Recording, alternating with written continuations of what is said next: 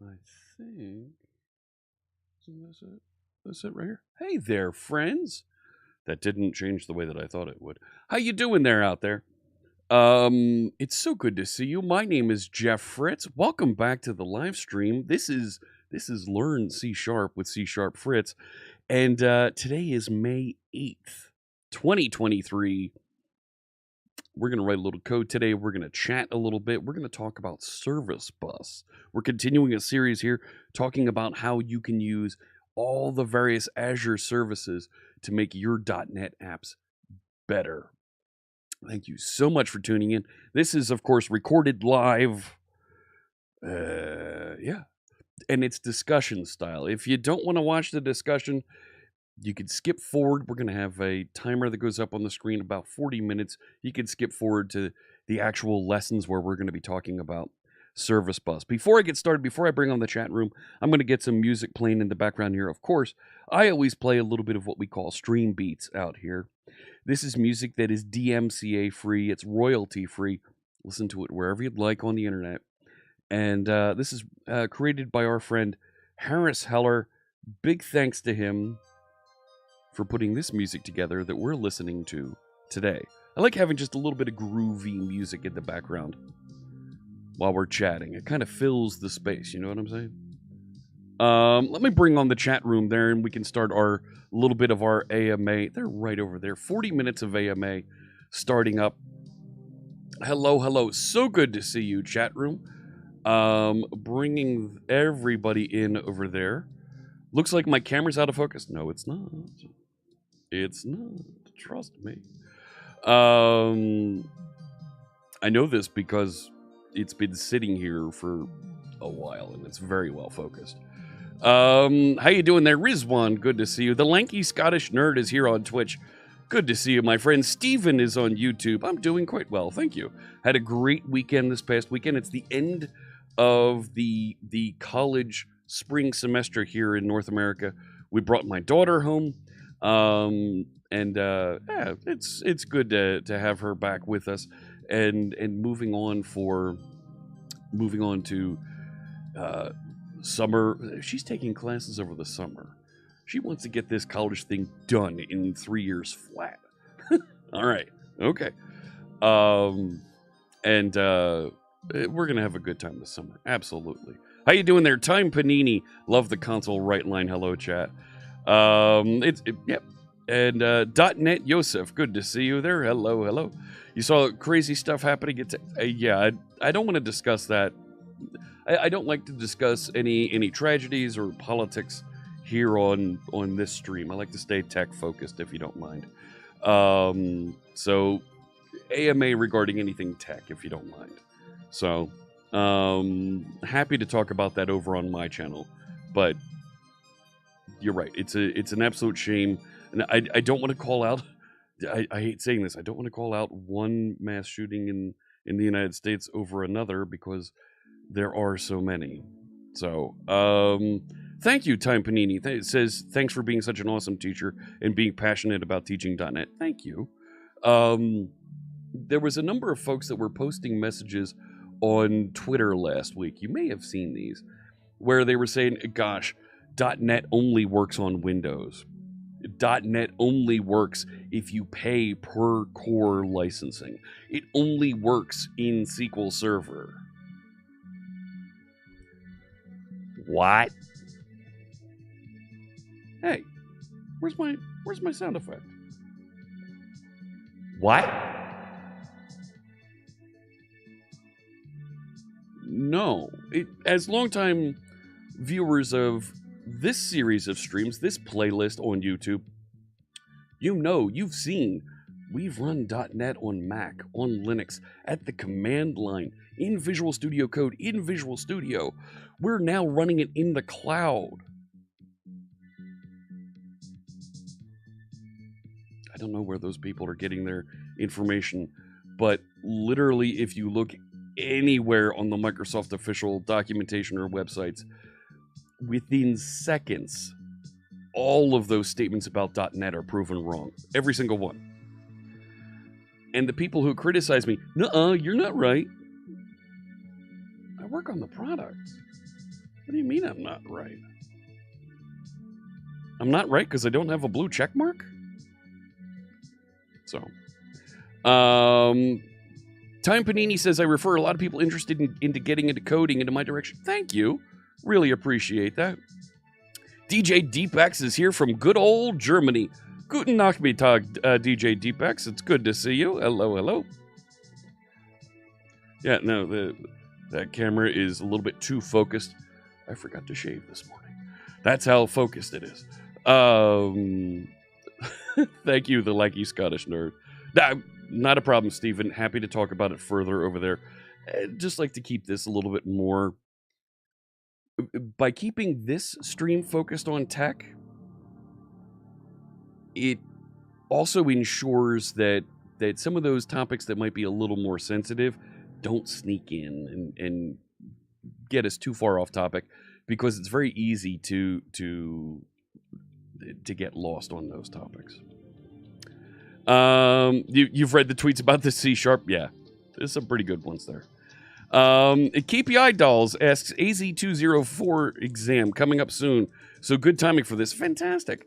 I'm not going to get into a lot of the specifics. I'm going to stay very high level in how to get started with Service Bus and give you some jump off points so that you can go learn more when you're ready to do more with it. I want to show you how to set up Service Bus. I want to show you what the portal looks like. Some concepts around queues, topics, subscriptions, and get you... whet your appetite, let's say. Let's whet your appetite so that you know enough to make educated decisions. Hey, this is something I want to do. This is a technology that I want to use. And get you the authoritative locations where you can learn more and not reading whatever some person posted on Twitter that has a green check mark that supposedly makes them an authority on something.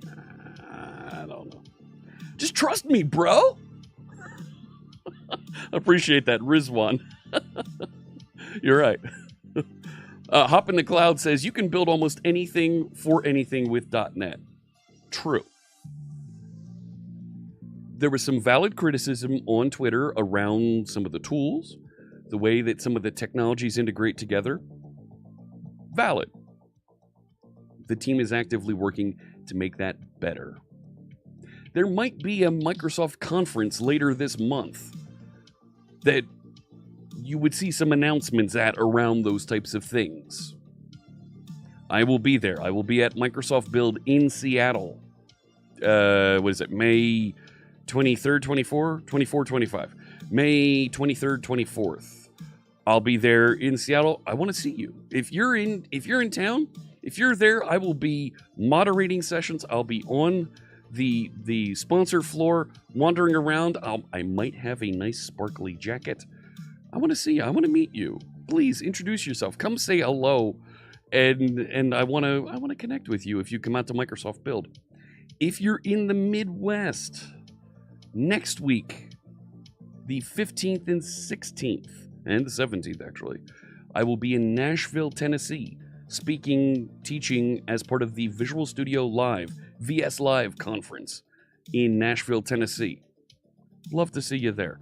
Please, if you see me, come up, say hello.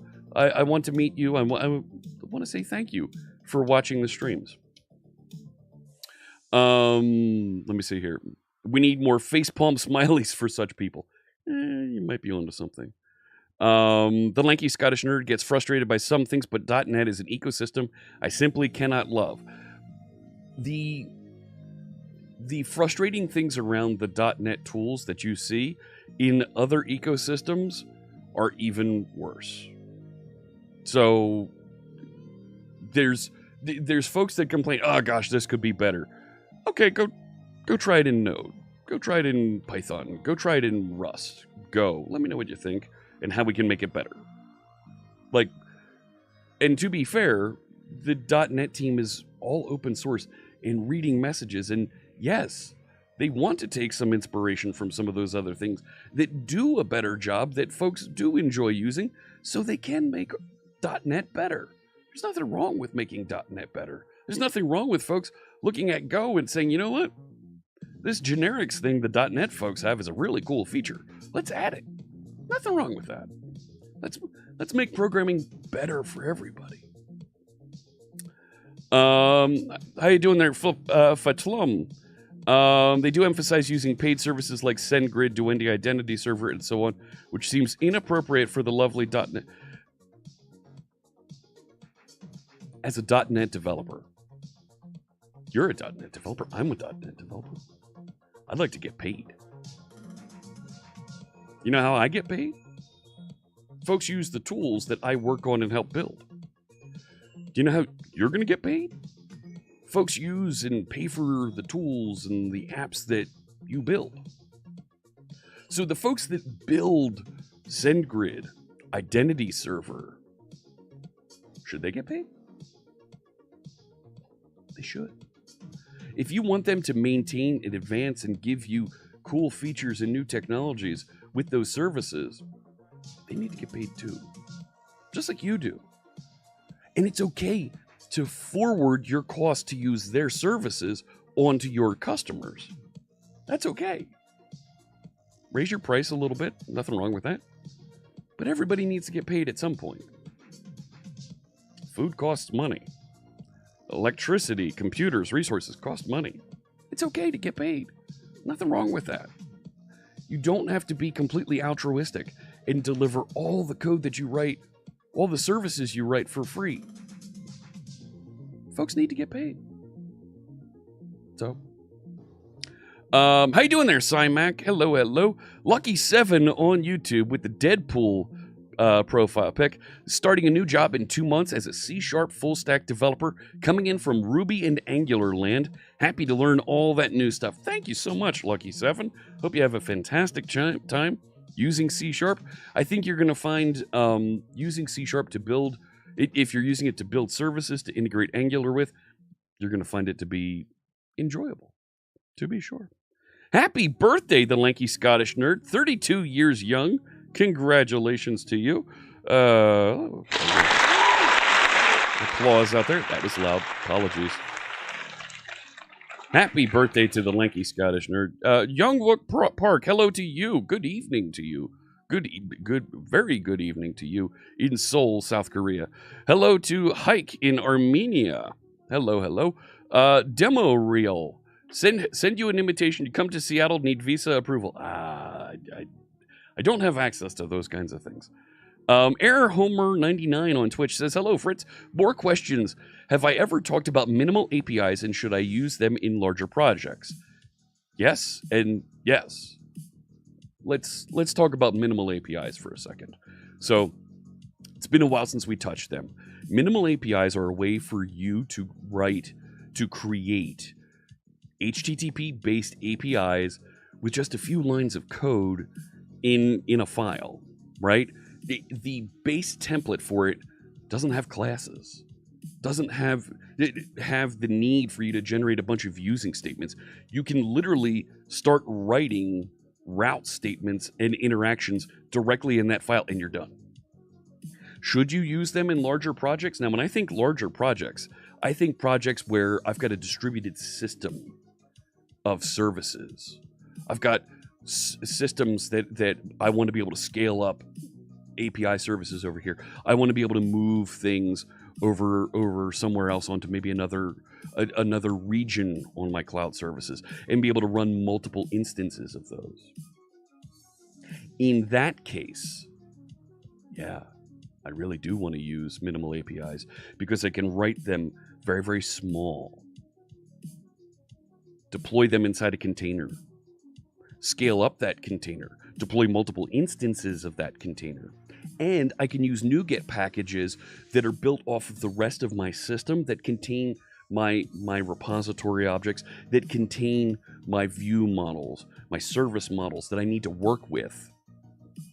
So I've got all my logic centralized inside those NuGet packages that are going to do validation and some of those other things. And inside my minimal API, I just wire those things up so that I receive a message from a RESTful API, do some investigation on it, some manipulation. Maybe I put it onto a service bus topic.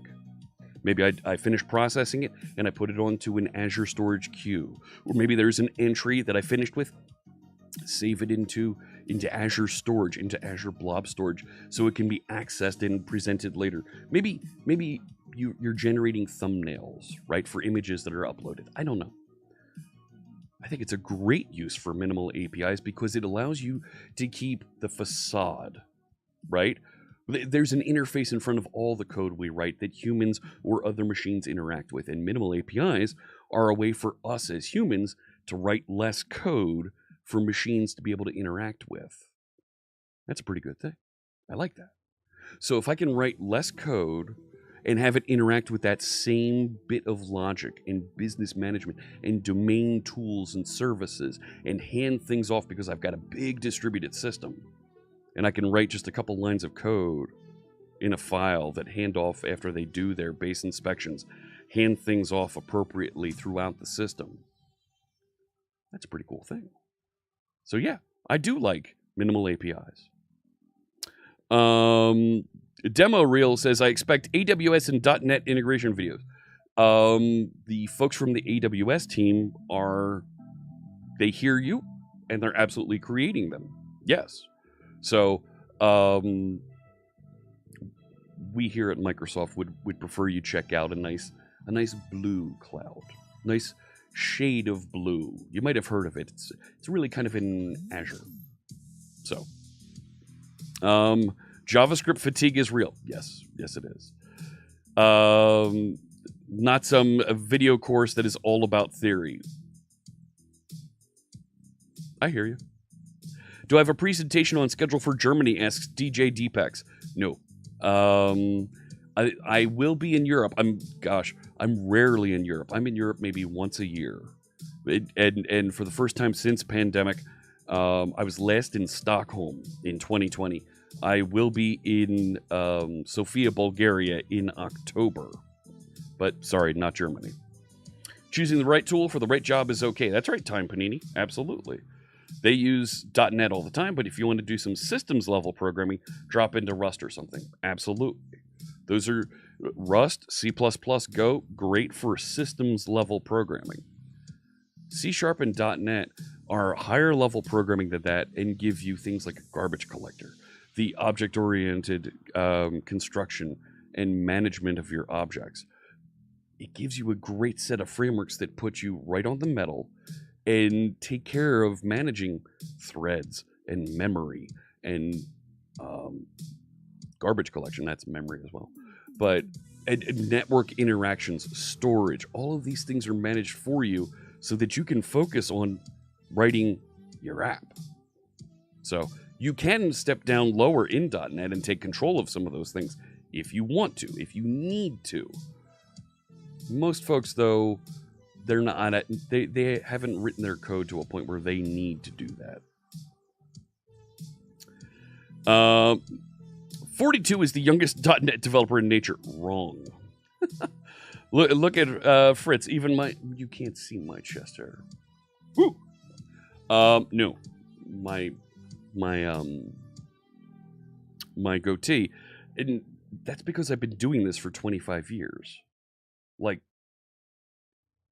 somebody comes on and is trying to teach you and is 22. Are you going to trust them that they know what's going on? Have they been around? What kind of experience do they have at 22? So, got your hands on a HoloLens too, and it's amazing. You do wish there were some more tools for .NET 6, WinUI 3, or Maui compatibility. How you doing there, Deflux? I can't speak towards the HoloLens. I'm sorry. Hey there, DMC as a service. Nice. How you doing there, Run? See what I did there? Hope you're having a good day and night. Australian-based. Have a very good evening. My goodness, it's late there. Brave Cobra, good to see you. Jopan 1-1. Or is it Yopan 1-1? Things are going well. Thanks so much for tuning in. I realized, so I was at St. Jude Children's Research Hospital 2 weeks ago. I was there for most of the week. I realized coming back, I wasn't able to finish getting things ready for stream last week.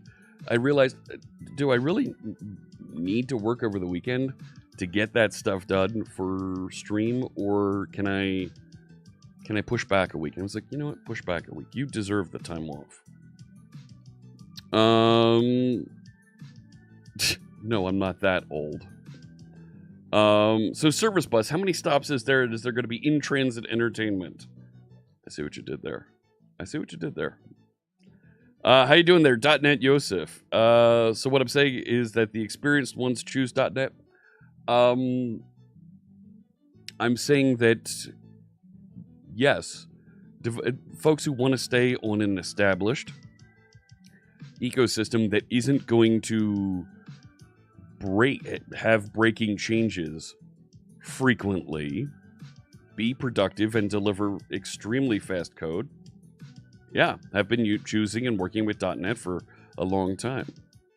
How you doing there? Is it Komion? Hello. I'm doing well. What am I doing in Sofia? The DevReach conference is in Sofia. Thindall, hello, good afternoon to you. Ivan on YouTube says, I largely love C# because of Visual Studio. File structure and Solution Explorer is very intuitive for me. Yeah, there you go. There's the way that we can keep our code organized with our .NET tools, right? And that organization is up to you. You can choose how you want to organize your code. There's no requirement that some files be in certain folders, right? Certainly when you're working on Ruby on Rails, when you're working with Node.js, there are requirements that certain files sit in certain folders in order for the convention over configuration to work. Totally. With .NET, we have a configuration, we have a project file that defines how your application should be built. This means that you are given more flexibility in how you structure, how you lay out your project, how you bring in references and resources, where you place them. Those are all cool things that allow you to be the developer you want to be. And not the developer someone who wrote a library 10 years ago says you should be. So, I'll take that. I like that. Good comment there, Ivan. Thank you so much. Thindall says, what kind of experience do you have at 38? You've got a lot of experience. Straight Rogue 16. If they have a blue check mark, you must trust them.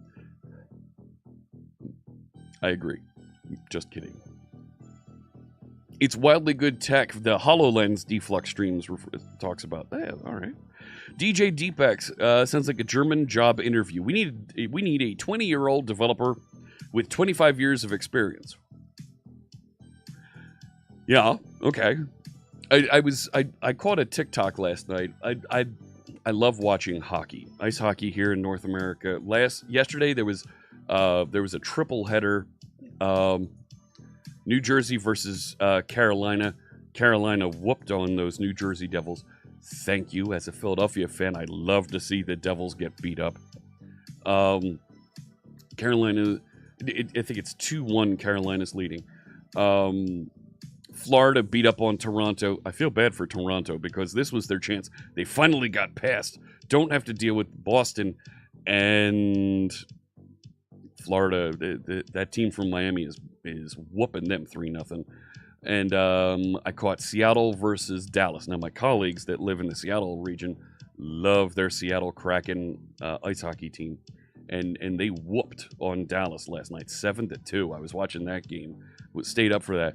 It was not pretty. Dallas struggling there. Because I watch all that hockey, I get TikToks that are typically hockey themed.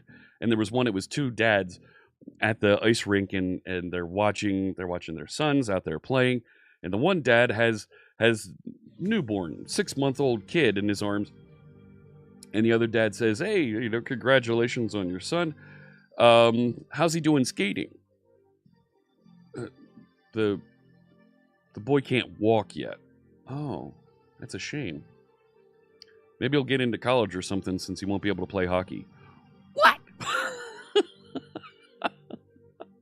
Oh, my goodness. No, I don't see your question, Boz. Someone said that he didn't get a job past HR on a job application because he didn't have the experience. Thindall, it was one of the folks that created Kubernetes. It was Kubernetes or similar cloud native technology. Sorry, you don't have the native experience. And they said to HR, I invented it. Like, the HR folks wouldn't let them through. Like, that wasn't satire. That was real. Time Panini loves Visual Studio, but they're a writer stamp. That's okay. I appreciate that, and I do like that Rider is out there as a competitor to Visual Studio in the .NET space, because that means that we're going to push to improve features, to make sure that folks get better features, better technology, so they can write code better, faster, more productively. That's good. So it's good to have a competitor. I like that. So I don't understand how you managed to live with Visual Studio for almost 20 years without knowing about Control TT. Control TT. What's that one doing for you? I'm not sure I'm picking up what you're referencing there. Quality of life thing. Okay. Johnny B. Cat, good morning to you. Shared the link to my live with Dev at work. Hey, thank you so much. How you doing there, friends from Johnny B. Cat? Great to see you. Thank you for tuning in.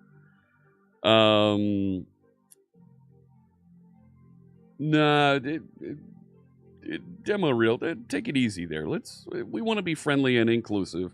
Younger folks have insight, but they don't have the whole history and picture of what's going on. So,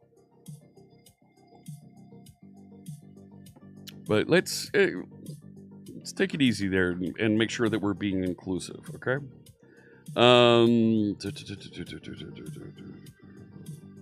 Let's see here. I'm glad you enjoy Rider. That's fine. Go to all. Go to all. Go to all? Rider has no hot reload for Maui, so you can force to use Visual Studio for Mac. Cannot recommend. Stay tuned. Build's coming up. We have some announcements for you. Us older folks have forgotten everything. I think we've forgotten more than some of the younger folks have learned in the last few years. So, life experiences gained, not granted. There's something to the wisdom of older developers being able to help out and build things, versus just the book knowledge.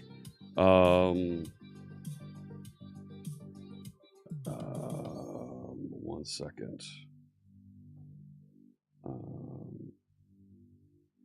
My daughter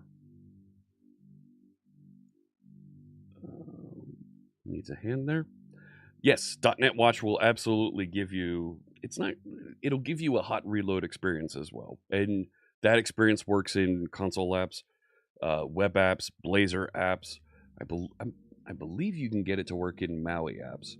And yes, I have gotten it to work in Linux, actually, now that I remember it. Now that I think about it. And works pretty good. So, Church of X on Twitch, how you doing there?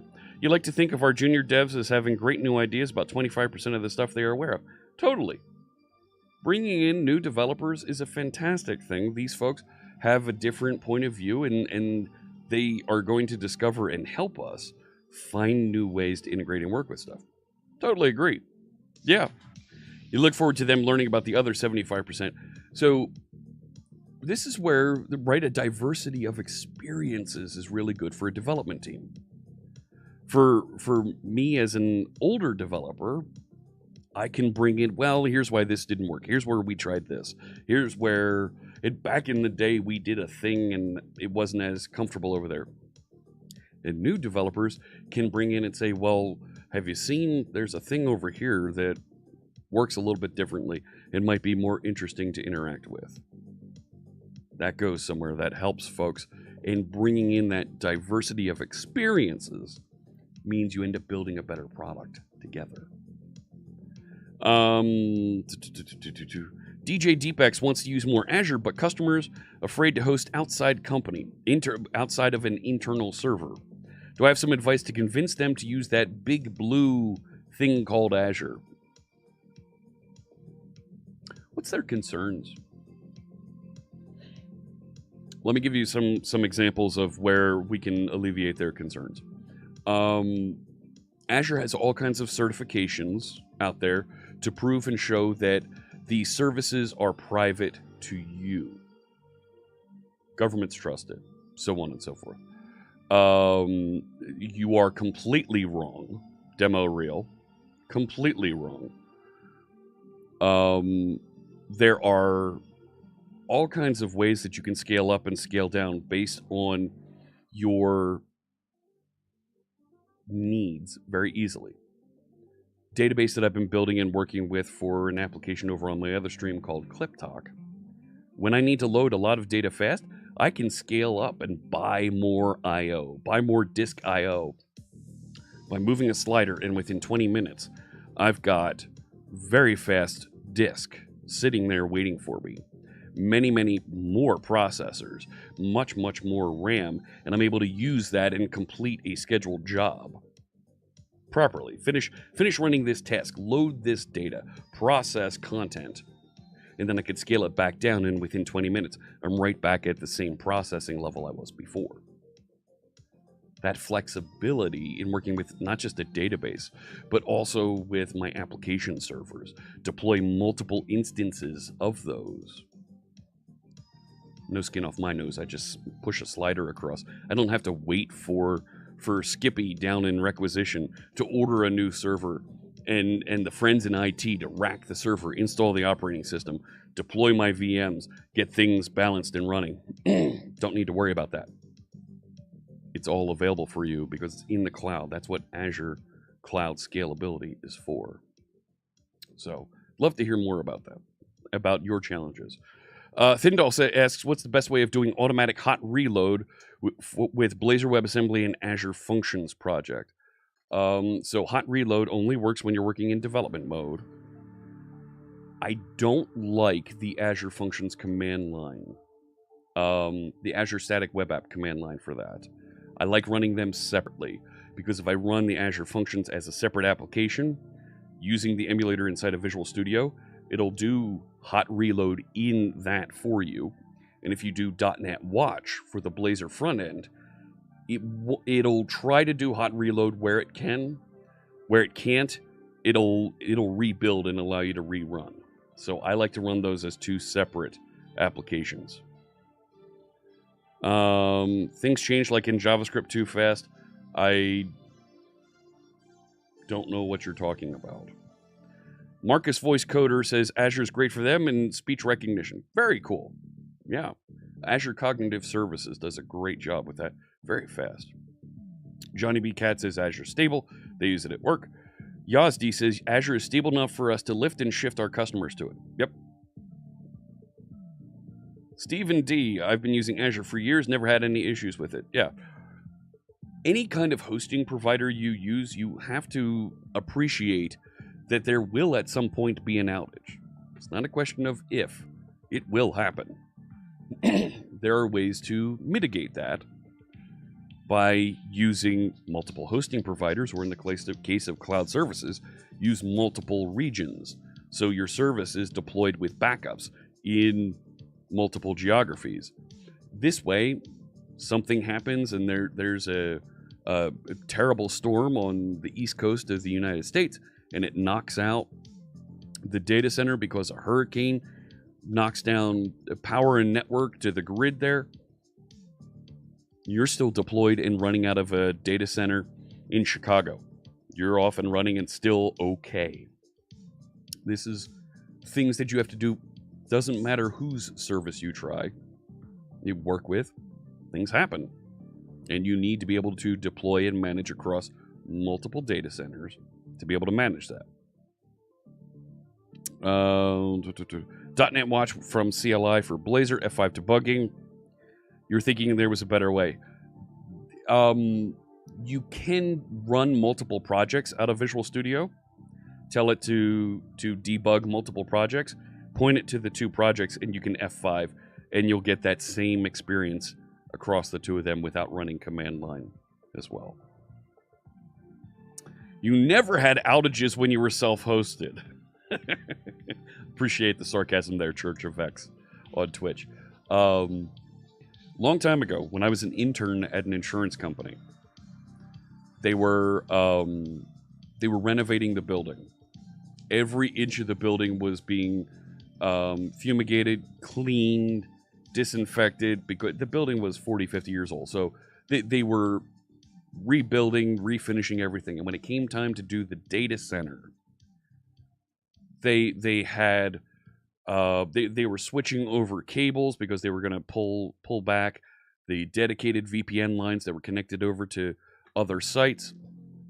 So because they had a dedicated isolated wire going to those other sites, going through the phone network, the phone providers, and they had their own T1 lines pulled to the building. They were supposed to be turned off on these from one provider, let's say AT&T, and turned over and running on these phone lines over here from, let's say, Verizon. So they went to shut off the connection from AT&T because the Verizon ones were supposed to be live, and they were having a hard time shutting everything off. So the facilities manager said, "Well, I'll take care of this." Took out a pocket knife and cut the cable.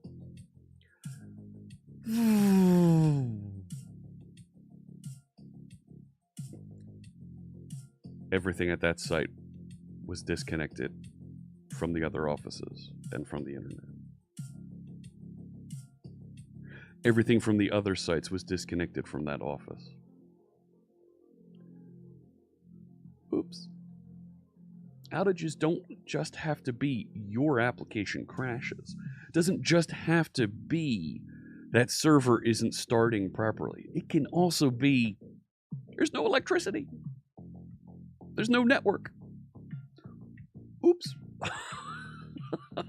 Took 2 or 3 days to get that back up and running. Oops. You had a ton of hard disk problems on your own server over and over, so you did a lift and shift over to a VM in the cloud. A week later, Azure had a worldwide storage snafu, and the storage worldwide went offline for 8 hours. Those types of things, they learn from, they mitigate, and they don't happen again. So, yeah. You've had like 20 minutes of downtime in 10 years. Awesome. That's great, Thindall. Can we load balance with different regions in Azure? Yes, you can, Johnny B. Cat. Check out Azure Front Door, and that'll help you load balance across regions. Rich asks, how can you install Microsoft Maui Essentials in .NET 7? .NET add package, Microsoft Maui Essentials. It should be there. It should load for you quite nicely. I have several demos and workshops where we do just that. In fact, the workshop we ran here in this video series used those. Go back, you should see it there. It is .NET 7. Yeah, the old TX lens. Absolutely. I am your Krishna. How you doing there? You're Mayur. How you doing there? You've been working in a non-IT field since you were 9 years. Over the last 9 years, now you want to switch to IT. Fantastic. You have basic knowledge in C#, .NET, and SQL. Will an IT company hire you? Yes. They should be bringing you in at a junior developer level so you can get the experience, get the knowledge, so you see how things work, and start to advance your skill set. Build towards those next things that you're gonna learn, work with, and innovate on. So absolutely, you should be able to get a job. Don't expect. Folks expect after they've taken a boot camp, they've read a book, that they're going to get a senior developer job working working at Microsoft, working at Google or Facebook or Amazon. No. The folks who work at those companies are very, very good at their job, very experienced, and know how to use the technology very, very well. They don't just take anybody. A junior developer at Microsoft is a senior or lead developer at other companies. Same thing for junior developers at Google, Facebook, Amazon. Yeah. So, how you doing there, Amaral? Hello. Yes, IT people know Murphy very well. Yes, Murphy's Law. So, it can be hard to get that first job when you don't have anything in your CV. Absolutely. Build up to it. You'll get there. When are we going to start to discuss the main topic? See that timer? We have an AMA until that's done.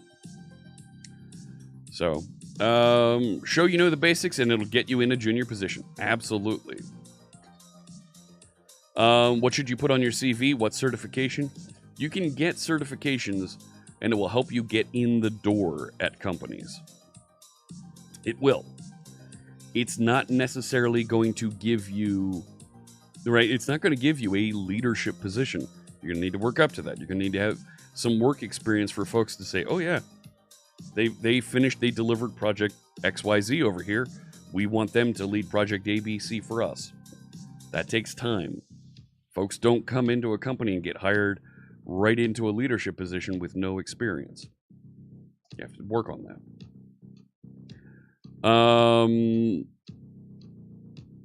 Do you know the folks who made Twitch, some Go devs? No, they're not. What's my most hated thing? We'll wrap up here. What's my most hated thing in C#? My most hated thing. I need to think about that. Let me get back to that. Let me get back to you on that. I don't know. That's a really good question. I'm not sure. My most hated thing. I don't hate any part of the language or framework. Which parts frustrate me? Do I get tired dealing with? There's some multi-threading things that I find frustrating. The service bus will soon be departing the station. Please stay seated. Yeah. You're working on your skills. That's great. Does Azure support Edge functions? Yes, it does. Being stuck on an old code base where the client won't pay for upgrading. Ah, that's a shame, Blem. Yeah. Because that's eventually going to bite them. It's going to bite them because either the technology that they're on is going to run out of support, or they're going to run out of staff that's willing to work for them on an older technology. I mean, people came out of the woodwork in 1999 to work on mainframe technologies because of the Y2K problem. After that was solved, nobody wants to work on a mainframe anymore. What's the current best way to update grade yourself from C# 6 and 8 to 11? C# 6 and 8, you're talking .NET framework that you were working with. Take a look at the What's New In articles on Microsoft Learn for each of the versions of C#. There's some good examples for each one of those language updates that you can go through and they'll start to click with you. Some good stuff there. Time zone management? No, that's not hard to do. It's even easier to do now with daytime offset types. Yeah, thank you so much. I am Omnivore for the link to the What's New in C# 11. There's other articles there, What's New in C# 10, What's New in C# 9, that you'll see, you'll be able to step through. Oh, regex. Oh, regex is a fun technology to use. Regular expressions. So, keys to the kingdom. The Microsoft Learn documentation, and you're going to see I'm writing less of that in the lessons that I'm writing for this series. I'm writing less of my own text because some of these things change, and I want you to be able to go to the authoritative source with links to the authoritative source. So you can, if my content is out of date, you have a jump through to go get the authoritative content. As a content creator, It's the most frustrating thing when somebody complains on a blog post or a video, hey, this doesn't work like the way you said it did. Well, it's been 10 years since I wrote that. That doesn't work that way anymore, no. Do I take down the blog post? Do I leave it there for folks who are still using the old version? So, cool. Let's move on. Let's head over to the source code and let's start talking about Service Bus. I have just like always, I have code, I have content for you on the website. Let me bring up that website. Let's bring up the GitHub. I have a GitHub for you. And we'll take a look at that. I don't think, are there any...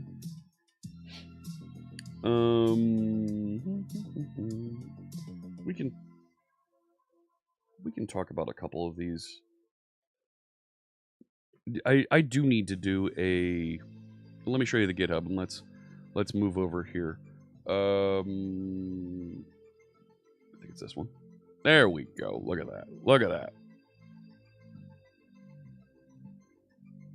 Hello, friends. I'm over here now.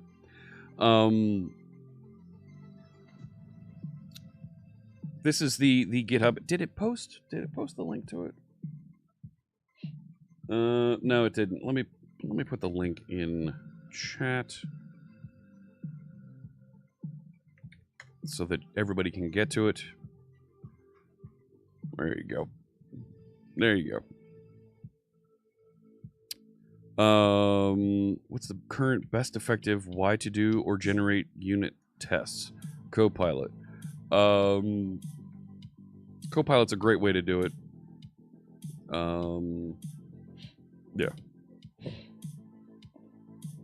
This is the C# with CSharpFritz repository. We've been working on this for almost 3 years now. All kinds of great content in here. I have notebooks in here that you can use if you want to get started with C#. But we're down here in season 7 of the sessions, and this will be updated with a link to the 0704 content that we're working on today, and you'll see that I need to clean up some of those branches. There we go, 0704, and this is the content we're going to work on today. Azure Service Bus with .NET. So, yes, that's right. It's a mature repo. This repository is walking and talking now. So let's dig in. Let's talk about this. We've talked about, and go back to the main branch there, because it doesn't have the 0701 either. I think I started writing this one and didn't finish it. Anyways, we've talked about app service. We've talked about Azure functions.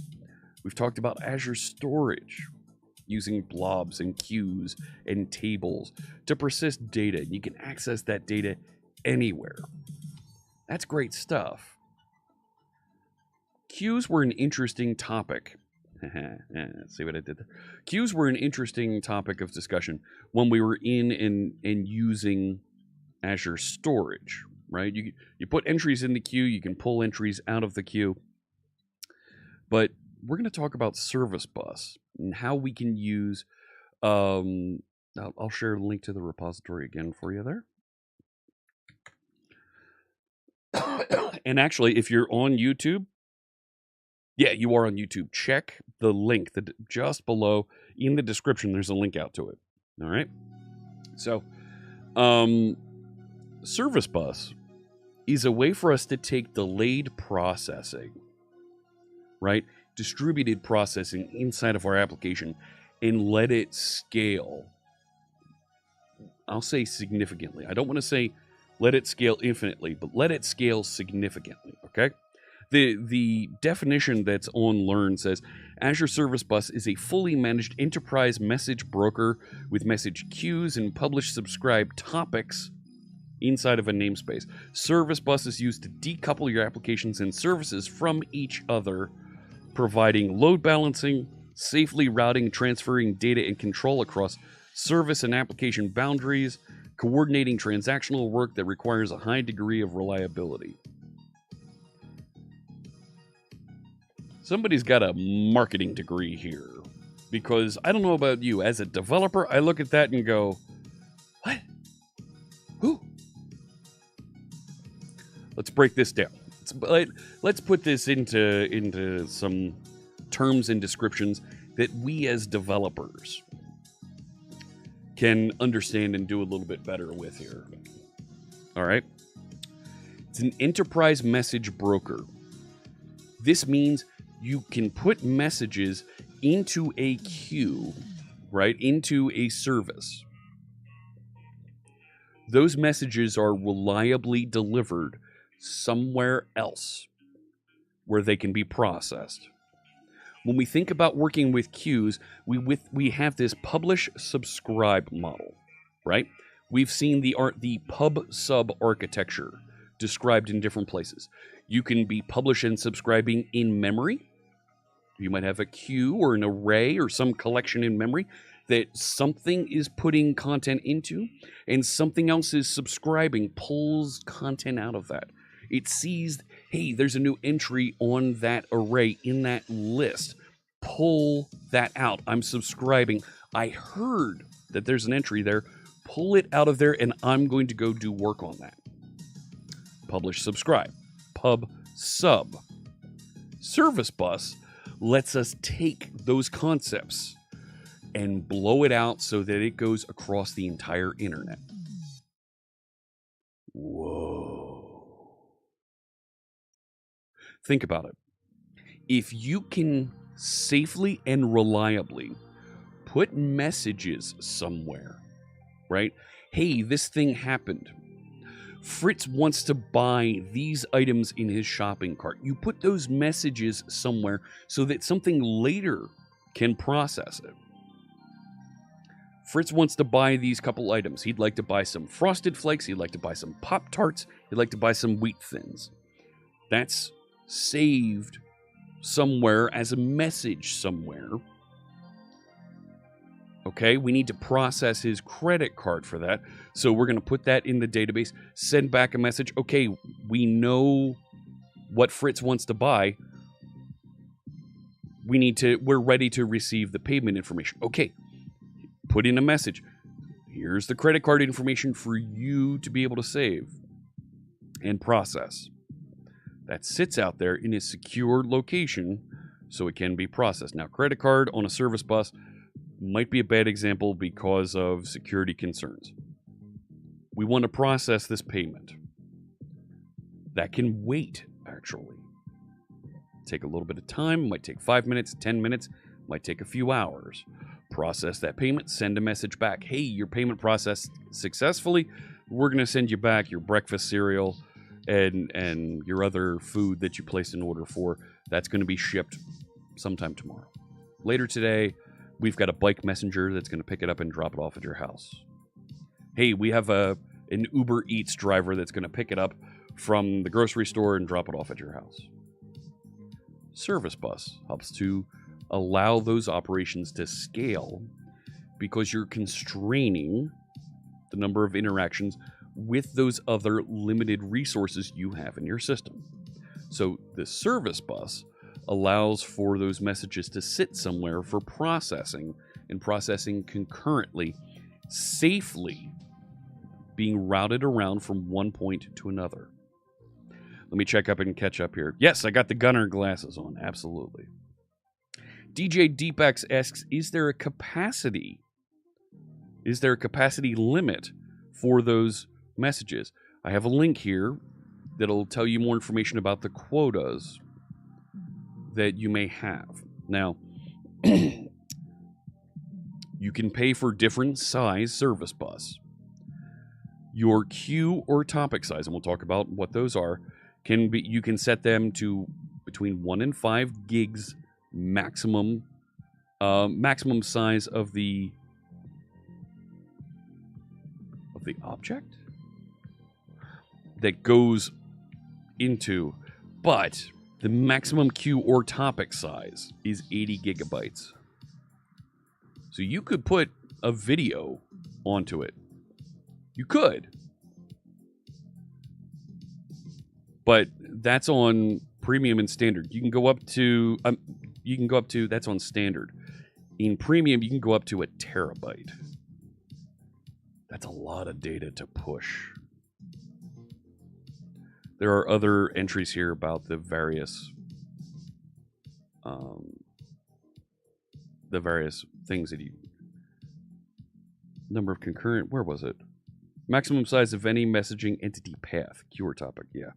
Those are the size of the paths. So, message size, there you go. 100 meg is the maximum size for premium. Yeah. I think that's basic, are those sizes. So, more information over on that.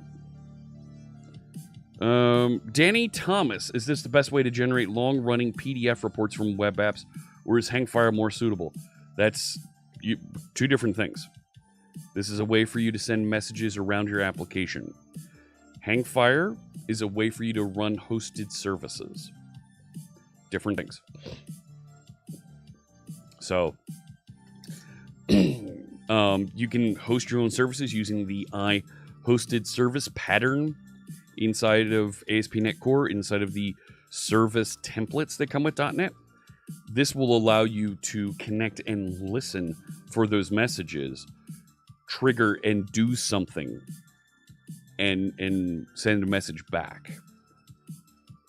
We'll talk about that type of structure here in a minute. So thank you for the question, Danny.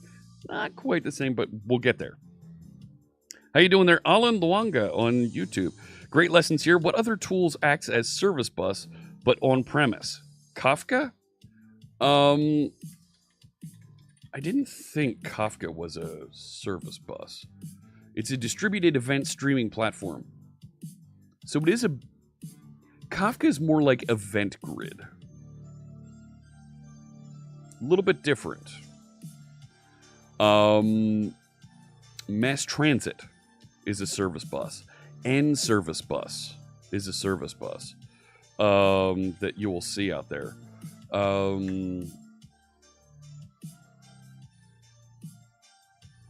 Redis to a point will work like a service bus. It's not really, though. RabbitMQ is a queuing system that has some service bus-like features now. So, Deflux uses Azure Service Bus to carry information from their cloud apps to their on-prem apps. There you go. I'm not familiar with Camel. Is that Apache Camel?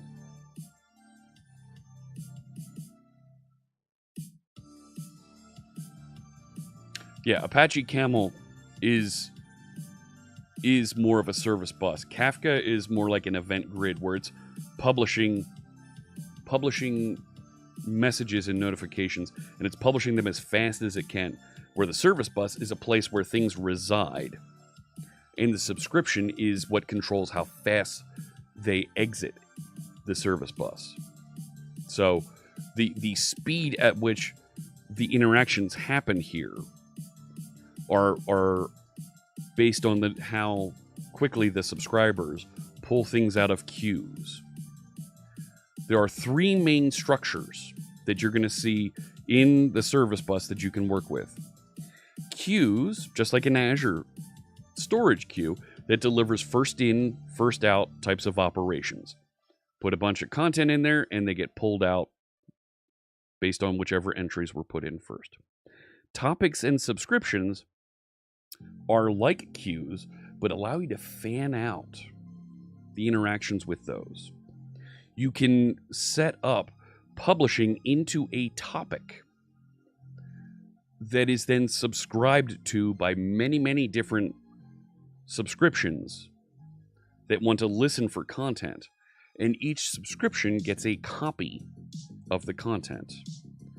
And we can set up transactions with both of those technologies, with both queues, topics, and subscriptions, so that you can, as a single operation, do multiple things.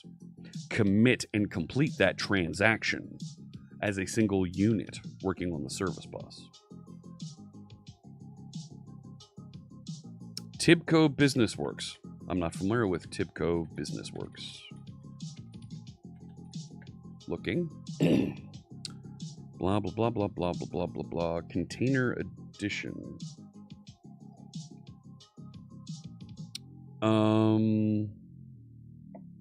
Looks like it might be.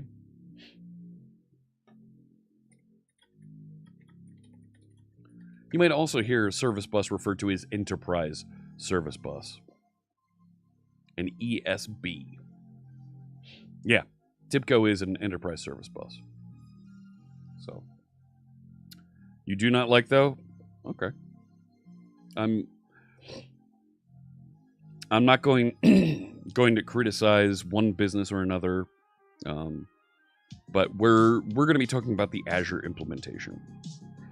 So this is documentation right from Microsoft Learn.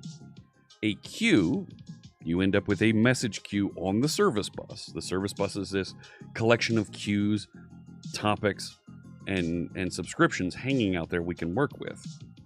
You put messages in the other side, and they come out to a receiver on this side. Pretty basic. And there is a link here that I included comparing the differences between Azure storage queues and service bus queues. Slightly different, but easy to work with.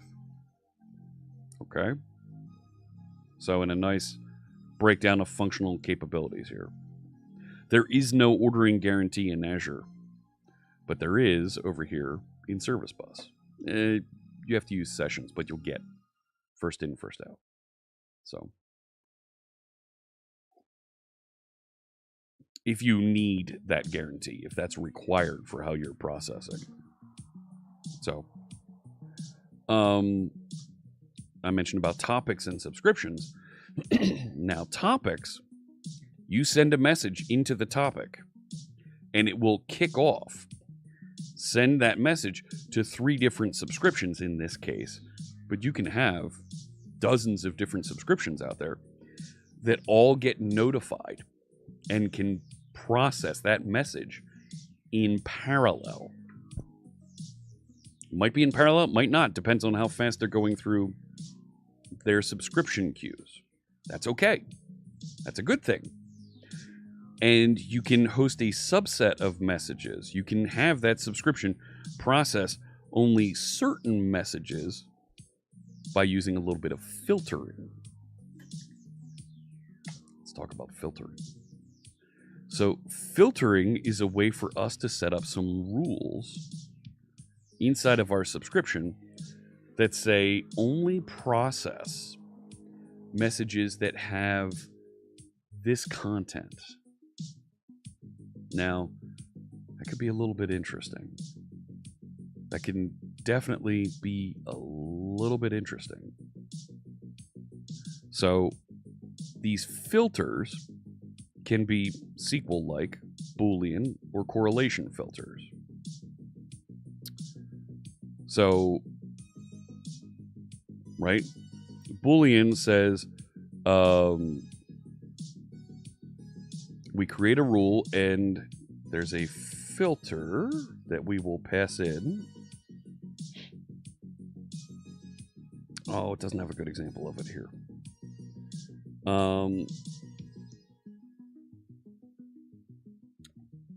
But it effectively turns on and off messages flowing through, versus these SQL-like filters will allow you to take a look at the message's user-defined properties and system properties.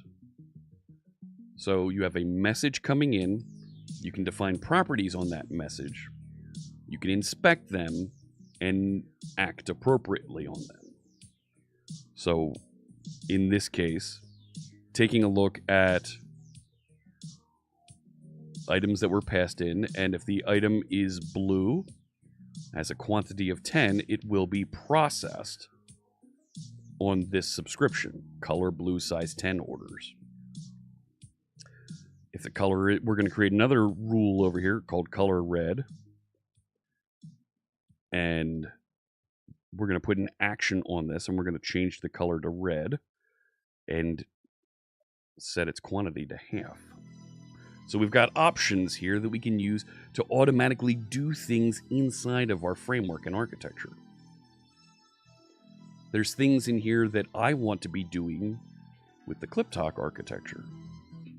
When you're processing a message, if it belongs to a channel that has transcriptions enabled, let it flow into the subscription that will generate transcriptions.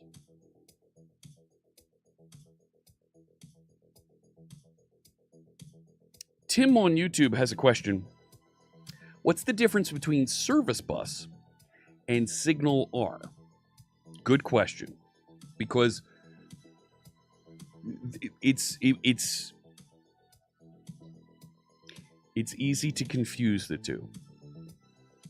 So we have topic publishing to subscriptions, and the messages can sit at rest inside of the service bus, right? This blue square is the service bus.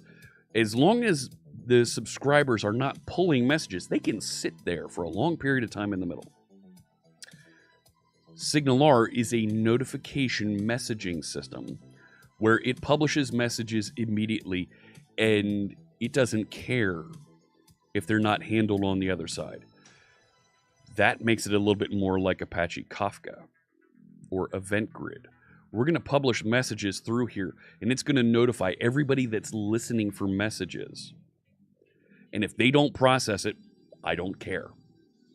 I'm publishing messages. You could do this for logging on Event Grid, SignalR, Kafka, those types of things.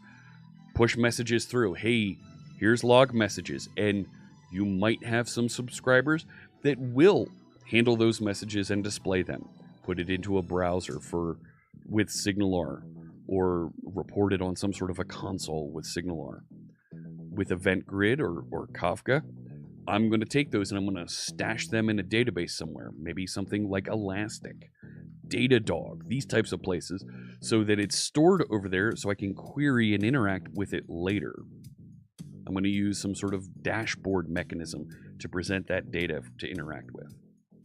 So SignalR is more of an immediate messaging system, where it's publishing messages and doesn't care if they're ever listened to. And once the message is published, it's gone. Here, the message is published and it sits. It will wait in the service bus until the listeners process them. This is what gives you the delay capabilities.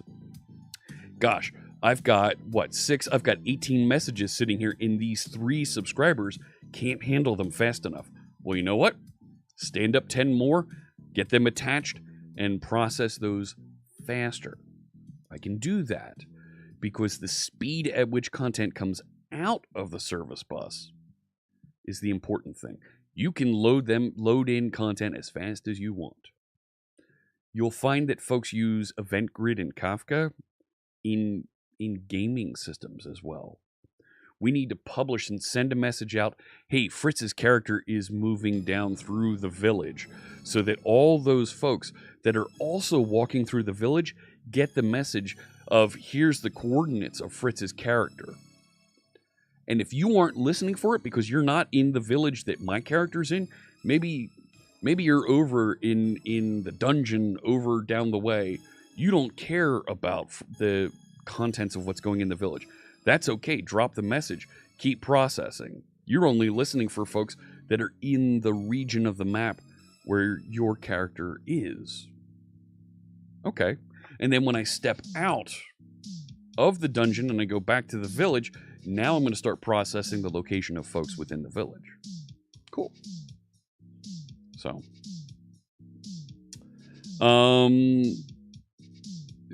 Shinmei on YouTube says the receiver system could be down and resume processing messages from an enterprise service bus, versus SignalR is more like a broadcasting only for an active receiver.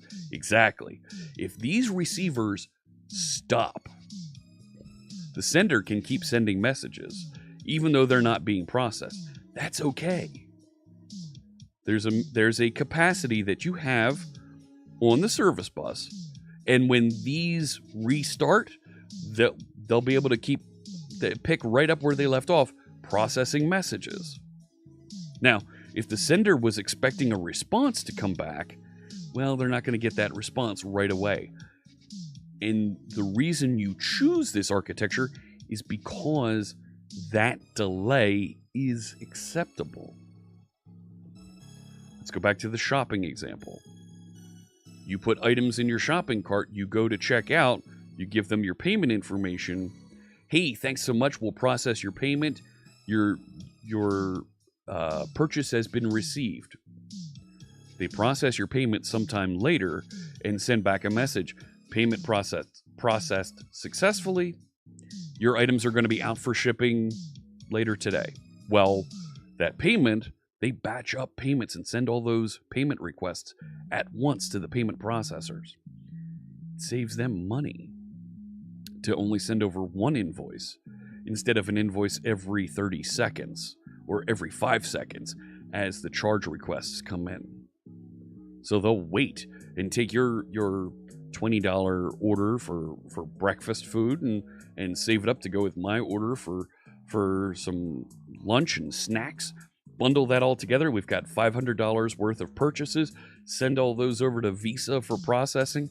Everything's processed successfully, and it fans out and acknowledges, okay, all of these purchases can go through, and all those delivery folks receive messages, and they might not be ready to take them immediately, but it goes into a queue for them.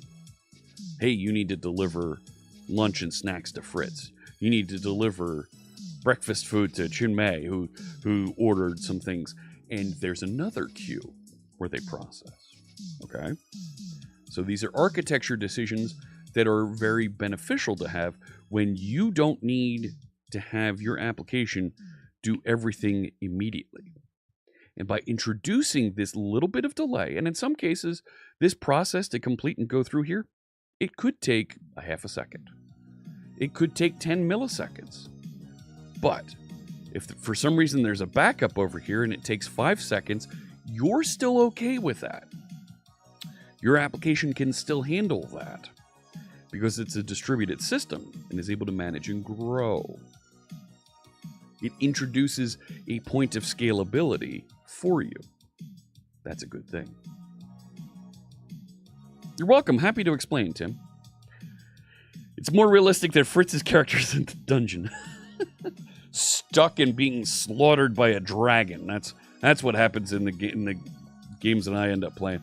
I get stuck in that Diablo 3 dungeon and never make it out. Kazmatos asks, how long can messages stay in? If one of the receivers exit, when you return back, can you read the message? So there's a couple things going on there. As a receiver, I can peek at the last message here and start processing it. If something goes wrong and the receiver fails, right? Machine goes down. There's an error and an error scenario and it crashes, right? Something happens and this fails. Well, this message over here still stays there at the end of the topic, at the end of the queue, right? Same thing goes up here for queues, right? Let's put both of those on the screen at the same time. Same thing happens. You can peek at it, start processing, and if it doesn't finish for some reason, it'll stay there and it'll increment a delivery counter.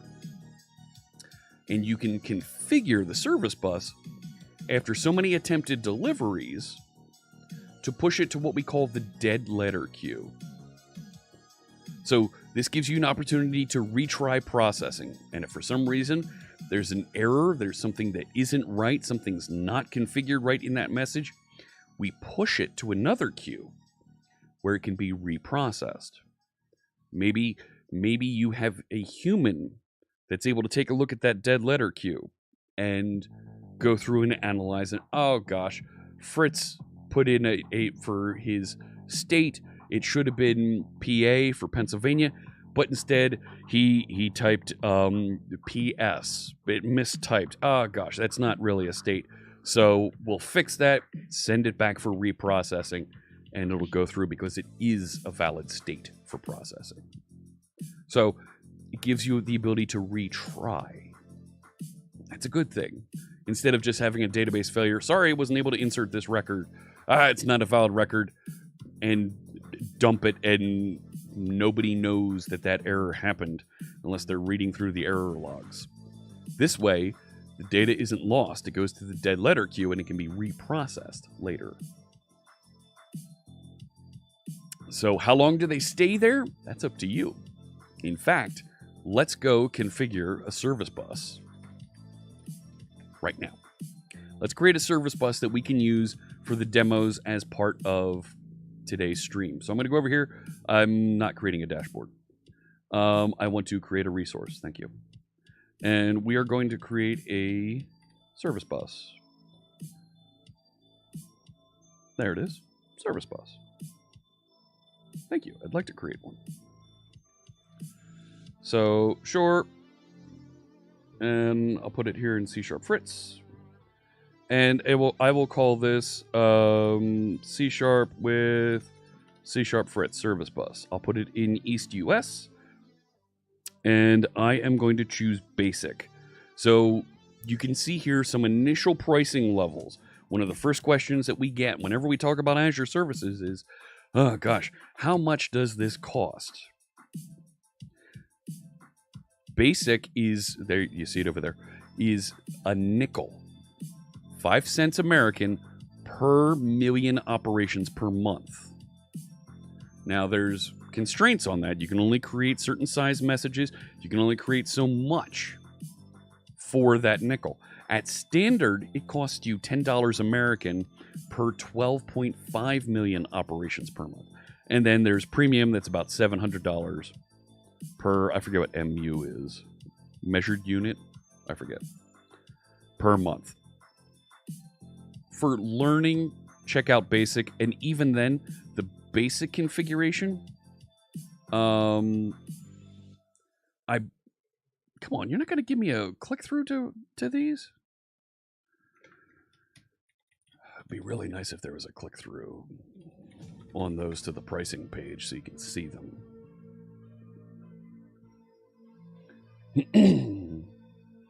So basic is a nickel per million operations. If you don't hit 1 million operations, it's free. Okay. Where'd it go? There is a... So, standard, yeah, first 13 million operations a month included. Now, an operation is both inserting and taking a message off the queue. All right? Yeah. So, once you get to the first million, then you start paying at a nickel. Gosh, you're in at 500 million operations before it costs you more than a cup of coffee. Right? 100 million operations before it costs more than a cup of coffee. But there's, right, when you choose between basic and standard, there's considerations on the size of your service bus. So, like, I can't use topics when I choose basic. So I'm going to choose standard so that I can show you topics. All right. So 13 million operations per month. Free to get started there. So advanced, TLS version, transport layer security, your SSL, right? Encrypting, coming back and forth. Authentication. So how are folks allowed to connect and authenticate and use the service bus? You can use SAS keys. You can use a connection string. You can also use Azure authenticated RBAC interaction, role-based authentication credentials, in order to interact with service bus. I'm going to use connection string here. Yes, public access, that's fine. So I can put tags on this. That's fine. Create. Don't mind if I do. So now, This is going to create. It'll be out there, and we'll be able to start creating some queues and topics on it in just a second so that we can interact here. While that's creating, let me go to this question from 60603. Is it possible to have only one receiver process a message and not mark it as completed until they have successfully processed it? Not a problem, 603. That's exactly the kind of question that I want people to ask. We're going to take a look at some demo code and let's try that operation and see how it affects the messages on the queue. Okay? And in the service bus. The short answer is yes. And we're going to look at some C# code that shows you exactly how we can do that. Process, start processing, fail processing, leave it out there, and see how the content changes. So I'm going to go to the resource, and here's my service bus out there for us to work with. I'd like to... Never mind. Okay, so you can see, and you'll see messages processing here. I'm going to turn this down to 1 hour so that it becomes really obvious as we insert content into the service bus. Is that the cancellation token? No. Cancellation token is for something slightly different. Cancellation token says, I was working on processing this. I was in the middle of making this request. Cancel it. It did not complete. So you'll see that in a second. Is it Crollo? You can't do good coding interviews. Are you still good?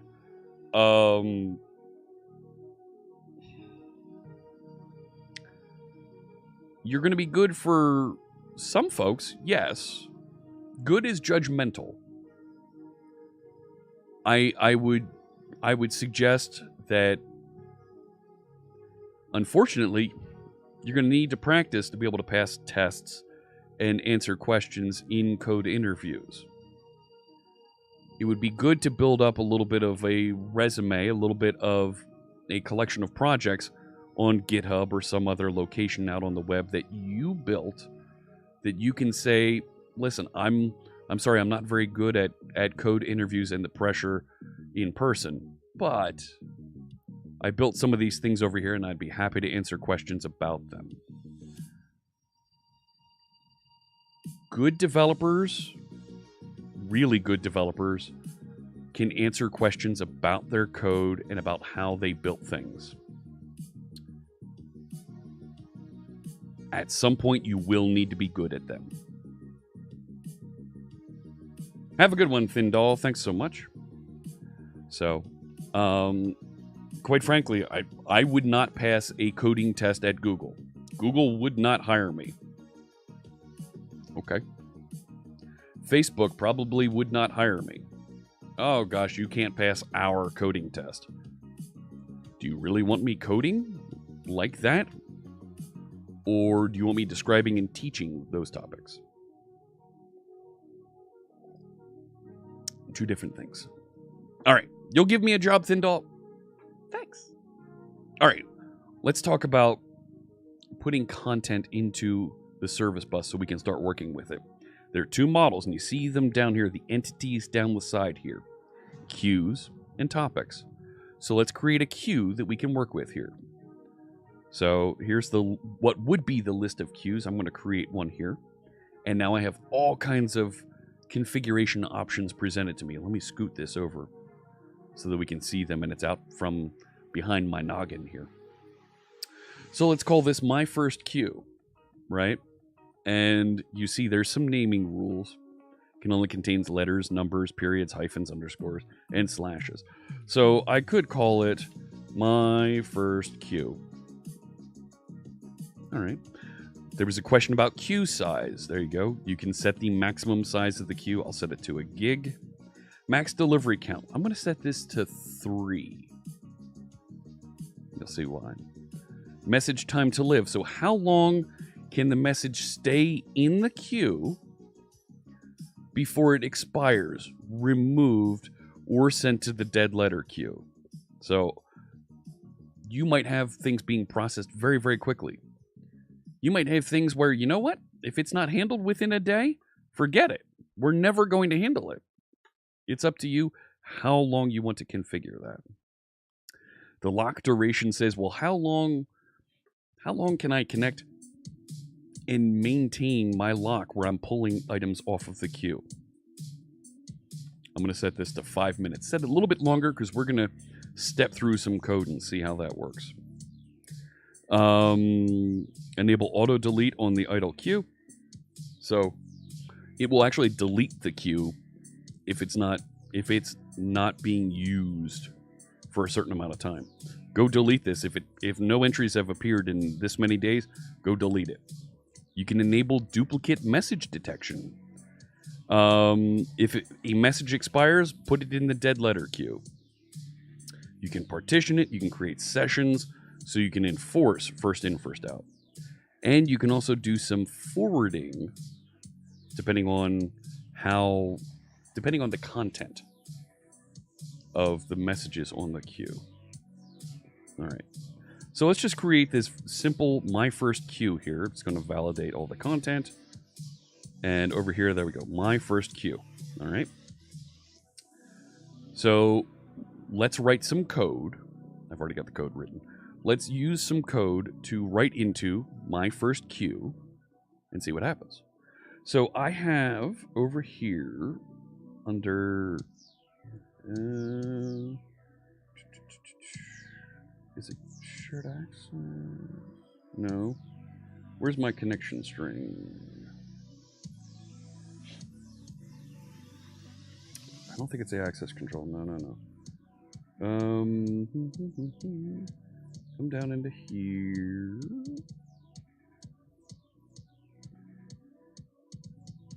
There is a connection string, and I've lost it. Where did it go?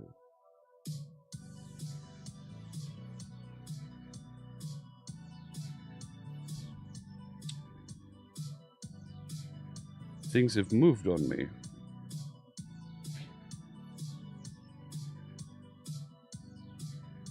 All right, I don't want encryption.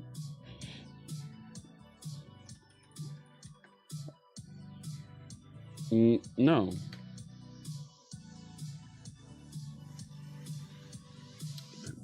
Back out of there.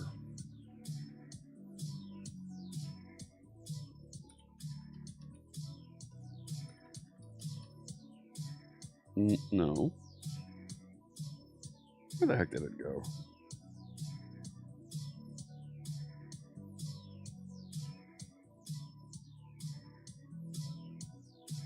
It's moved on me. And we're going to find it and be like, oh, there's where it is. ID name, type location, tag, SKU.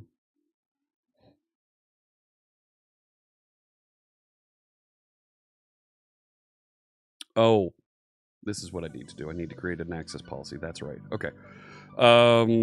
So that's fine. I'll call this Fritz demo. And I'm going to grant all the permissions. You can manage, you can send, and you can listen on this. This lets you segment your interactions with the service bus. So go ahead and create that policy. There it is. And it will give me a connection string, and it's blurred out over here. You're going to get to see it in just a minute. And quite frankly, I don't care because I'm going to knock this down when we're done. So I'm going to go back over here to the... Now let's go to the overview. So you can see it's requested and made sure that, hey, things are running here, right? It's this pink line is showing you it's made successful requests in to do some of the configuration. So let me go back over to Visual Studio Code. And I have a sample that's sitting in the project folder here. We're going to start off sending messages to our queue. Get rid of these. And I have a constants sitting up here. Here's my connection string. I'm just going to paste it in there. Now, that connection string is going to be unique to you. There's ways to do this where you force folks to log in to be able to access that.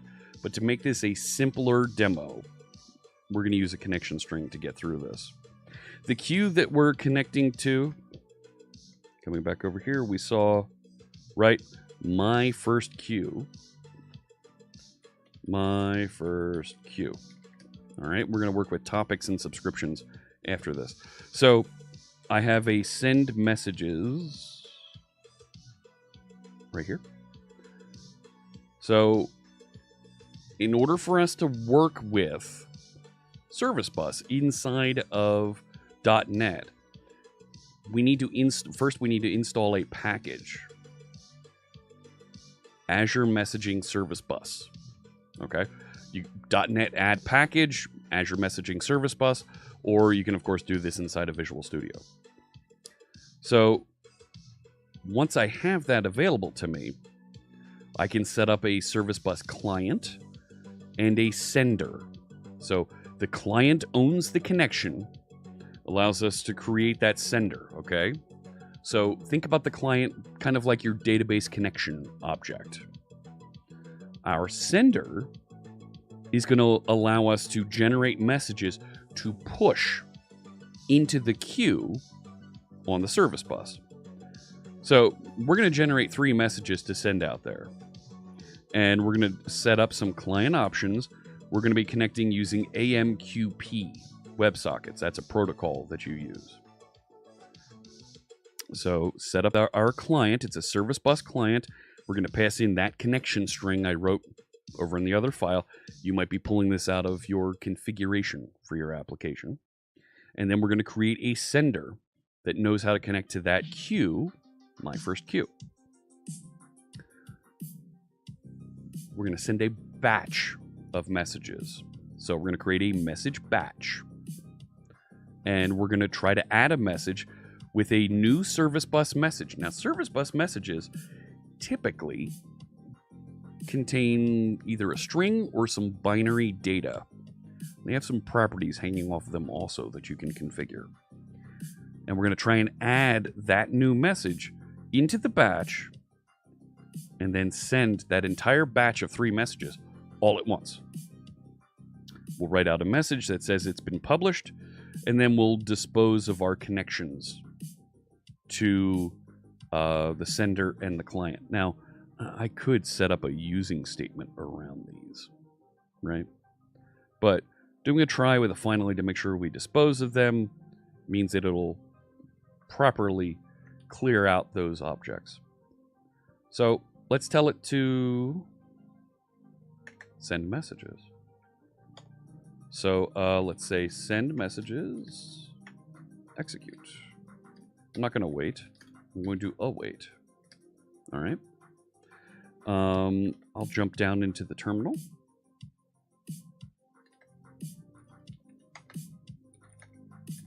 And we will .NET run. It's going to connect to the Service Bus and attempt to send message. And I'm missing a semi. What? Send message to topic. Send messages to topic. Are you kidding? This was... I love when things were building just a little bit ago.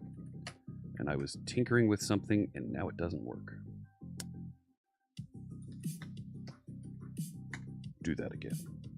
That's how you know this is real, because Fritz screws up. Hello world, a batch of 3 messages has been sent to the queue. Okay. Let me get back to you in just a second there, Church of X. So it sent 3 messages. If I go back over here to the Azure portal, I'll refresh. And come on, I want to see the messages pop up. I want to see a little thing there. Let's go to the queue. And you can see 1 request came in. It's not showing me any messages here. Incoming requests, right? And it's not showing me the messages sitting there just yet. But it is showing me in the active queue, there are 3 messages. We can use the Service Bus Explorer to peek at those messages and see what's going on in there. So we have the queue, we have the dead letter, and I can say peek from start. And it shows me the contents of those messages. Now let's take a look-see here, right? The sequence that they arrived, some GUID ID over here, right? When they were in queued, in my local time. I'm in Eastern time, so that time looks appropriate to my eyes. The number of times it tried to deliver, these are active, and they have message 1, 2, 3. Those are the messages that were sent in. Now, Church of X on Twitch asks a very good question. Does it make sense to send JSON as the message body, or just an event ID or something like that so the receiver can go look up event details? Good question. If you have a message that's describing something that happened, right? Here's an event that occurred. Well, that event may also reside inside of an event storage database. It's up to you whether you want to pass the ID for that event message to be looked up, or syndicate it so you have a copy of it here, so you're not going and querying that ID from your event source database. It's up to you. I like publishing the JSON directly in here because it captures, here's the state of things at the time the message was published. Okay? So go back over here to the overview. There we go. Now you can... if I zoom, I can... No, it's not going to let me scroll. You make me sad. You can see it there next to me, that it's got the message. The 3 messages sitting there. Okay? So, now we can come through after the fact and start processing those messages. They're sitting there. They don't care. They're not going anywhere. So let's receive those messages and execute. So I'll .NET run again down here, and it receives the messages 1, 2, 3. I'm going to show you what the code does in just a second here, but I'll go back to Service Bus Explorer, and there's no messages in the queue. They've been completed. They're gone. So let's take a look at receive messages here. We talked about this previously. You have a client, that's your database connection effectively. Manages your connection to the service bus. We have a service bus processor, right? We had a sender. This time we have a processor that knows how to process messages from the queue. Okay. Set up my client options.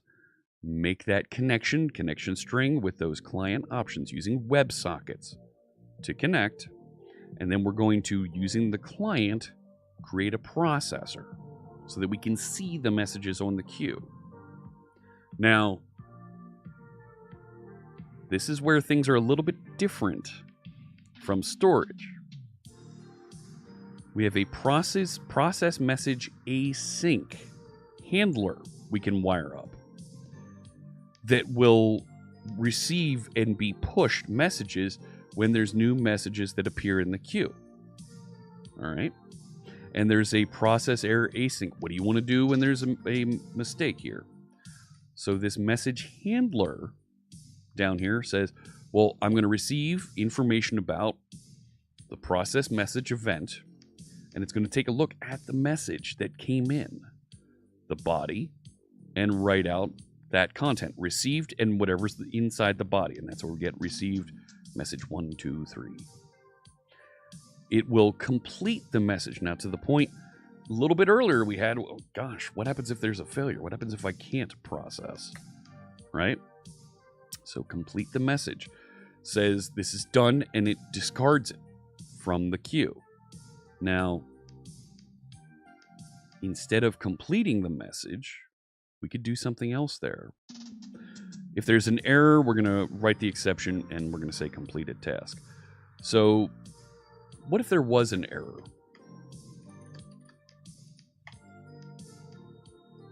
Sure. Exception in message handler. Right? Come on, Fritz. And let's put the messages back on the queue. Thank you. And then we'll receive the messages and see what happens. I'm going to do it all in one shot this time. And batch of 3 messages has been published to the queue. And Oh no. Exceptions have occurred, and it wrote those messages out about each one of those. Let's go back over here and refresh. There's no messages in the queue. It tried to process those 3 times. Look, received message 1, there's my exception I created. Received message 1 again, there's the exception. Received message 1, and there's the exception. We told it to try 3 times in the configuration of our queue, and then it'll move it to the dead letter, and there's message 2, and it does message 2 3 times. Here's the dead letter queue,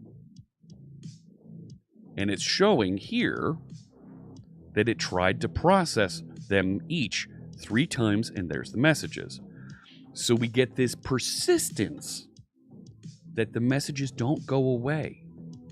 I can now go back and try and fix these and put them back into processing, right? So, gosh, let's tell it to stop. Go back over here. And in my message processing down here, oh, I've got an exception that shouldn't be there. I've got an error in my code, right? Instead of telling it to send messages, I've got several different things here. I can actually come in here and say, resend these. It'll let me take a look at the properties there before I go to resend it. And it put them back in the main queue over there. Okay. So 0 of 3 messages, because they're sitting over here waiting to be processed. Now if I try to run this, it found the messages. And refresh over here, and they're cleared out. The 3 that were resent are gone. Okay. I like that. It gives us the ability to manage and reprocess content. Why dead letter? Is that a reference to most postal mail letters? No. Dead because they're not active anymore. They're not actively being handled and processed. It's somewhere where they can go, and they're off to the side where they can be reprocessed. So they call it the dead letter queue. All right. So that's queues. I'm going to go a little bit faster here because we're going to get into topics. So let's go back over and let's create a topic. Now, a topic fans out. We can have multiple subscriptions listening. So let's call this my first topic. Maximum topic size, sure, we'll stay at a gig. Enable auto delete of the topic. So the topic goes away if nobody's working with it.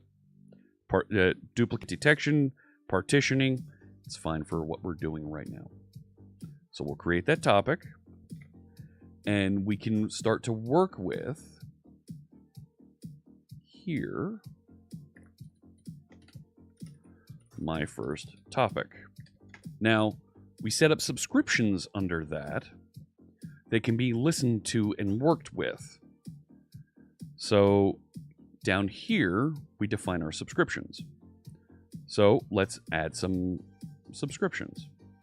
And let's call this subscription 1. We're going to deliver, let's say, 3 times. We can enable sessions to ensure first in, first out delivery of messages. I'm not going to worry about that now. And 1 minute lock duration. So now I have a subscription right there. Let's create one more subscription just so you can see. Now, you can also create these in code. You don't need to create them here in the user interface. But there you see I have the 2 subscriptions, and they've got 2 different maximum delivery counts. That's okay. We're going to have some fun with this. So this is my first topic. There it is. And we're going to read into subscription 1. All right. So now up here, we're going to say send messages to topic. You're going to see this interface an interaction looks almost identical to what we did previously. We create a client. Database connection knows how to connect to the service bus. We create a sender, just like we had for the queues. And we configure it with our connection string. Our sender, we configure instead of with the queue name, with the topic name that we're connecting to. We're going to create a message batch, just like we had previously. I'm going to start to put messages in there. It's a service bus message. It's not a queue message or a topic message. It's a service bus message. Load it up with the 3 messages, and we're going to put it on the topic. Send it out to the topic. Runs the exact same way. So let's run that. And we'll see the 3 messages go out there. Oh, gosh. Do it again. All right. Hello, world, and... oh, no.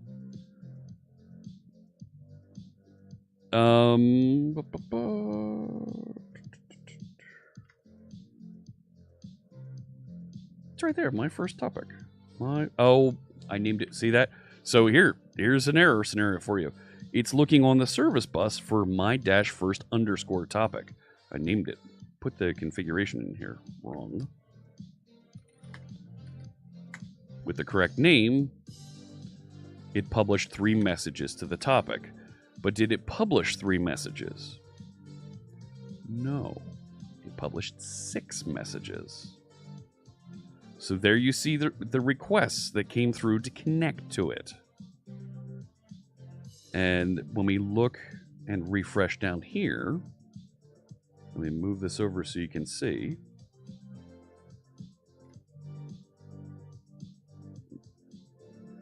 It published 6 messages because it put 3 into each subscription. Let's dig into that just a little bit. So Service Bus Explorer, I'm on my first topic, and when I look in subscription 1, there's 3 messages, and there they are. Message 1, 2, 3. When I go over to subscription 2, peek from start, 3 messages, 1, 2, 3. Now the message ID, see there, Alpha Charlie 10 Foxtrot. If I go over here, Alpha Charlie 10 Foxtrot. It's the same message ID, but it was delivered to both subscriptions. So you can do multiple workers working on different concepts around that thing at the same time. You're fanning out and allowing more to interact with that message. Let me wrap up here by concluding with interacting with subscription 1, and we will tell it. So let's line these up. Send messages to topic. Yep, but we already did that one. And we're going to say receive messages from subscription. And you're going to see this works just the same way as what we did before. Create a client, create a processor. But the processor, instead of connecting to a queue, connects to this topic and this subscription name. And it has our service bus processor options we're going to pass in. A message handler, an error handler, and we're going to tell it start processing. So it listens for messages, and it's pushed a notification when there's content. Now, you can also with the queue, you can say receive mode and change that, right? You can peek and get content and work with it. Okay. Where is it? Because I do this in some other autocomplete messages says, yeah, automatically complete it when I'm done processing. I don't have the code in front of me. So this is nice that we're going to receive and we're going to start processing content, and it's only going to process as fast as you can get through it. So there it says complete the message, right? complete and delete it from the subscription. So I'll finish running this.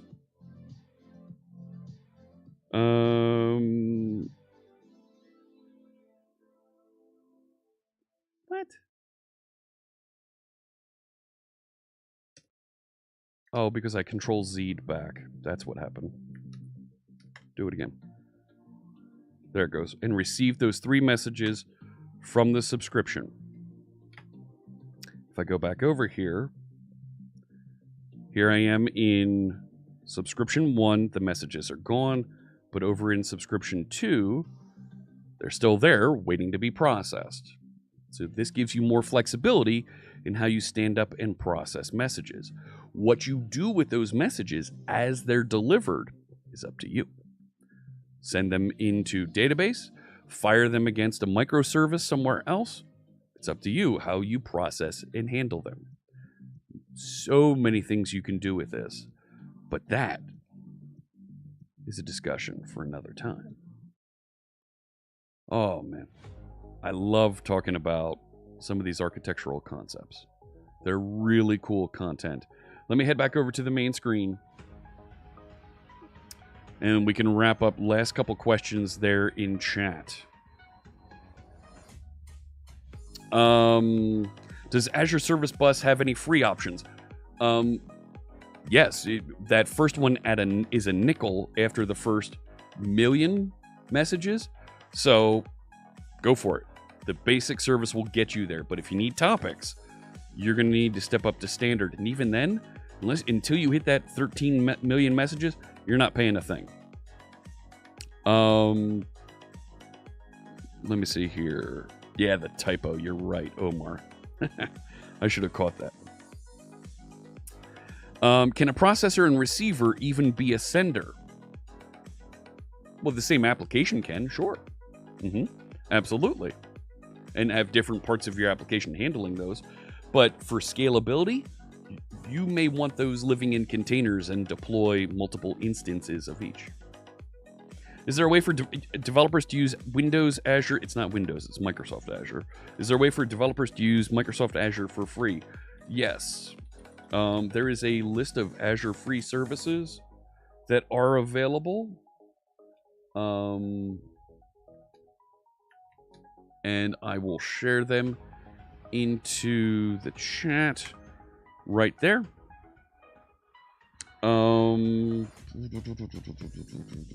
You're very welcome, friend. There we go. Fantastic. Thank you so much for tuning in. This was just the basics. If this is something interesting to you, I have links there in the GitHub repository that are going to get you to more documentation so you can build and do more processing with this. This is just the start. You can configure and customize those messages however you see fit and start layering in filtering, okay? As you start to talk about architecture and scaling and moving processing around, those options, those advanced options are going to become much, much more interesting for you. All right, friends. If you're watching on YouTube, thank you so much for watching. Hope you have a fantastic rest of your day. I will see you in just a few weeks.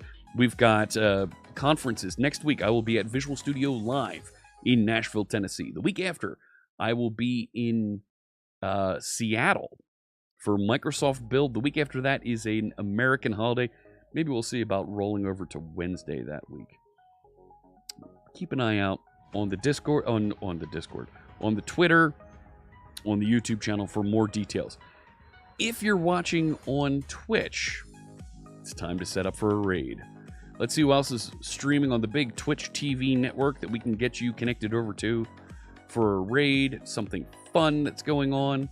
Taking a peek around the horn here. Hey, that's me. That's me over there.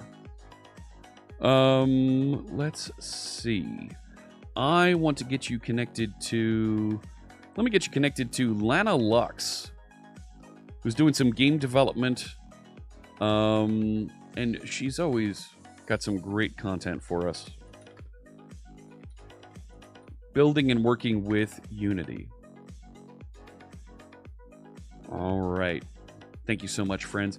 I hope you have a fantastic rest of your day.